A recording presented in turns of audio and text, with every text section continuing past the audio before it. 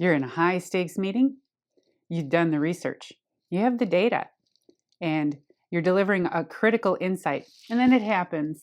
A peer, usually driven by ego and insecurity, interrupts you. They tell you to get to the point, or they simply talk over you until you shrink. It's happened to me before too. Let me interject because I think this is what you meant to say. Oh no, you did not just do that. It's pervasive and it's happened to a lot of us. So today, we're deconstructing a case study from GE to talk about boardroom bullying and why this type of behavior from people we would consider peers can also start us on a cycle of imposter syndrome. Maybe that's not what I meant to say. Maybe I don't know anymore. This is where that thinking ends. We're going to discuss why pushing back isn't always enough, why bosses fail when they tell you to just handle it yourself, and how to maintain your authority in a culture that feels like, a Lord of the Flies experiment. I'm Christina Holloway. For 25 years, I've coached senior leaders at organizations like Google, Meta, GE, and Oracle to architect their authority and navigate the high-stakes politics of Fortune 500 businesses. On this channel, I show you how to stop playing small and start communicating with the presence that demands a seat at the table. All right, so let's get started. My client was an executive director at GE, and that's pretty high up in the organization. She was sharp, experienced, and effective, but she had a peer cross-functionally who loved the sound of his own voice and used interruptions as a tool for dominance. This is how we started the coaching, with this. She said, yeah, we can talk about developing my strengths, but I'm really having a problem with this. And of course, she had already taken action. When she went to her VP for support, she got the classic managerial fail. Use your skills to manage it. Let's see how this plays out. You're going to need to figure out how to work with this person anyway. Obviously, they weren't going to fire him, but they weren't going to address his behavior either. These were all accomplished people. And here, this isn't going to be easy for some people to hear, but we need to call this out for what it is, a double standard. When women are told to fend for themselves in toxic environments, it isn't building resilience. It's forcing them into this tiger bitch persona just to survive. So if your boss is sitting back while you're being bullied, they aren't testing your leadership. They are failing theirs. And I'm working with another client who is an executive with her organization, and she's dealing with a mean girls situation herself. It happens in a variety of situations. And this is important too. Whether you're a man or a woman and someone is bullying you, it's not okay for your boss to tell you that you need to deal with it yourself. At work, someone who bullies you without consequence is getting away with it. And you trying to handle it yourself is not going to fix the situation, especially when that person is using techniques intended to throw you off your game. It's intentional. They're doing it on purpose because they think they have something to gain from it. Remember this, a person who tries to go after you publicly is playing a political game. And many times they don't realize, and they definitely don't care, that they're hurting you in the process. To them, that's just the consequences of doing business or working in a high-stakes, fast-paced environment. That's their attitude. And it's not for you to figure out how to work with them or take their feedback to heart, because it's not real and it's performative. For you, this is about figuring out a way to respond to them without emotion to address their behavior. If you absorb their crap, you start to doubt yourself, especially if you want to remain professional in an awkward situation that you didn't ask for. It chips away at your confidence, and we don't want that. This part is hard. It's hard. I'm sure you feel like you're alone and unsupported, and then you have to be creative in how you respond. And I hear from many of you that it's easier to not confront it. I don't like conflict, Christina. I don't want to make a scene, Christina.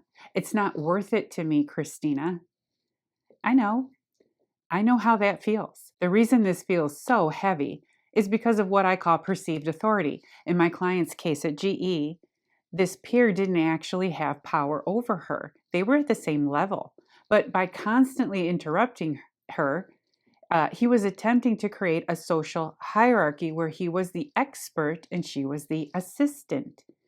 When your boss tells you to figure it out, they are inadvertently validating that false hierarchy. They're telling you that your seat at the table is conditional on your ability to win a wrestling match you never signed up for. So, before we even get to the words you say, we have to change the way you see this type of situation. You aren't defending yourself.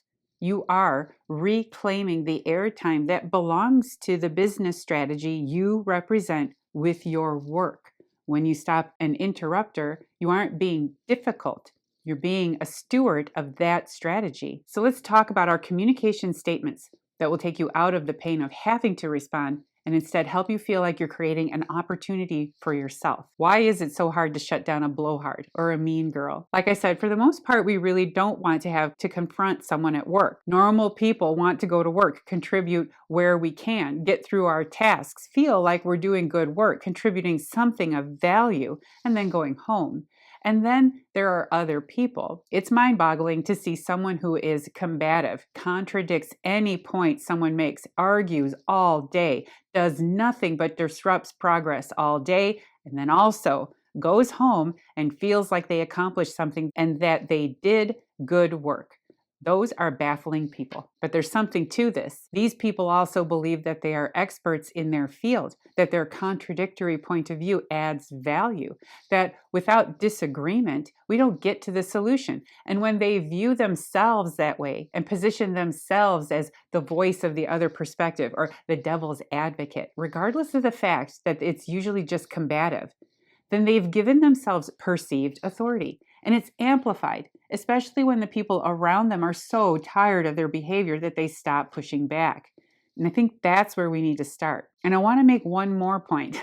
I'm sure it seems like I'm talking more about women and I'm talking directly to women, but I think that's because they need to hear these techniques. For example, I had another client, a man, who figured out that he was actively being undermined at work. He had worked very hard for his promotion, and once he figured out that the woman assigned above him was working to have him removed so she could take his job, he acted fast. He documented everything. He created a case study. He went to his boss and explained what was happening, and his boss believed him and investigated the situation, found that my client was right and that she was undermining him, but also being unethical, and then she was fired. It's that last part that's nuanced. His boss believed him. And because women are trapped in a narrow likability corridor, they are sometimes not believed at first. If you're firm, you're aggressive. If you're quiet, you're unstable. If you're speaking up, you're annoying or not solving problems yourself. Of course, not all women and not all men, but the patterns are there. That's why I create these videos. If a framework works for you, then it's helping. So for my client, we worked on shifting from reaction to architecture by using the Airtime Authority Framework. Number one, the physical and digital boundary, create the bubble. In the office, the stop interrupting bubble can be as simple as a calm, neutral hand gesture. Palm slightly toward the other person, held at chest level. It's a universal sign for wait. But on Zoom, the physical bubble is often cut off by the camera frame. So on a video call, your bubble is visual presence. You do not stop talking. You maintain your eye contact with the camera lens, not the person interrupting. Don't get distracted. And you continue your sentence at the exact same volume and pace. If they persist, you could use the digital palm, a small firm hand raise within the camera frame while saying, 1 second, I'm finishing this point. It's not an emotional plea. It's a professional boundary that signals your airtime is not up for negotiation. You're not asking, can I finish my point here? You're telling, I'm finishing my point. Number two, the contextual pivot. Use the procedural call out. Instead of an emotional, let me finish, which can be perceived as reactive, we use a procedural call out. You frame your airtime as a service to the group's success. So try this script. I'm going to finish this thought so the group has the full context before we move to your input. Or if they've already successfully cut you off, hold that thought. I need to complete the data set I was sharing so we don't miss a critical detail in the strategy. You aren't arguing with their ego. You are protecting the integrity of the data. It makes the interrupter look like the one disrupting the strategy, while you are the one upholding it.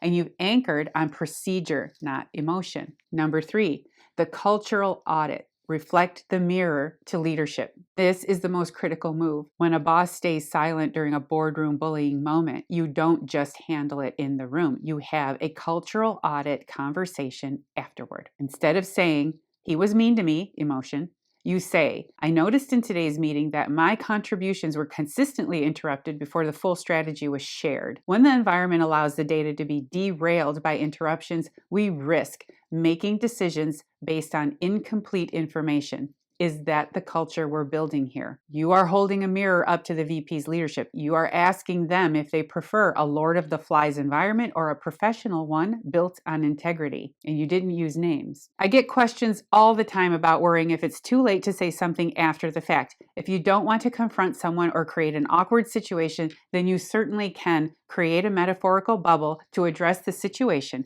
This person interrupted me. I'm raising my hand for a pause. I'm addressing the behavior and raising my hand to unpause. That's the bubble.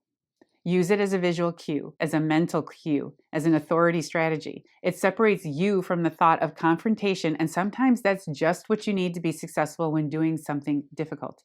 Then have a conversation related to productivity after the meeting when you've calmed down.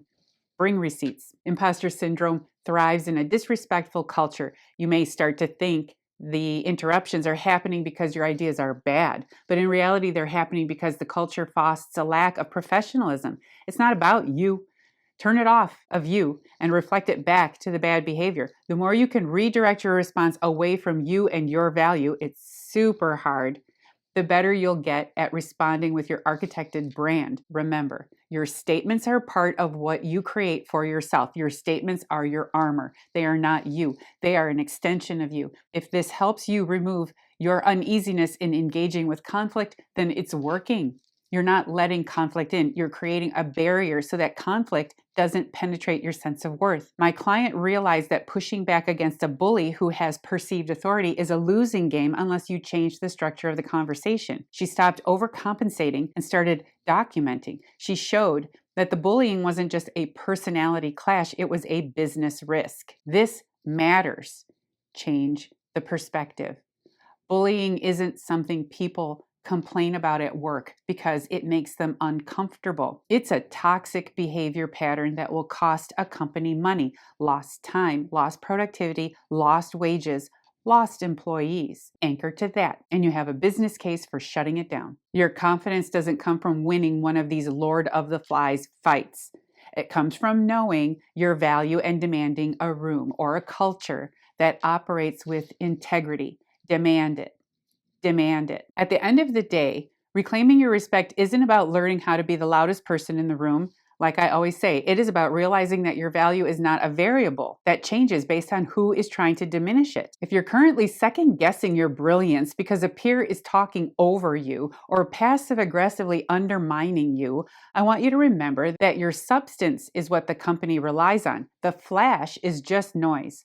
When you use the Airtime Authority Framework, you aren't just defending your ego, you are protecting the integrity of the work you were hired to do. You don't have to become a different person to be respected. You just have to be the person who refuses to let unprofessionalism dictate the narrative. You are the architect of your own presence. Demand the integrity you deserve.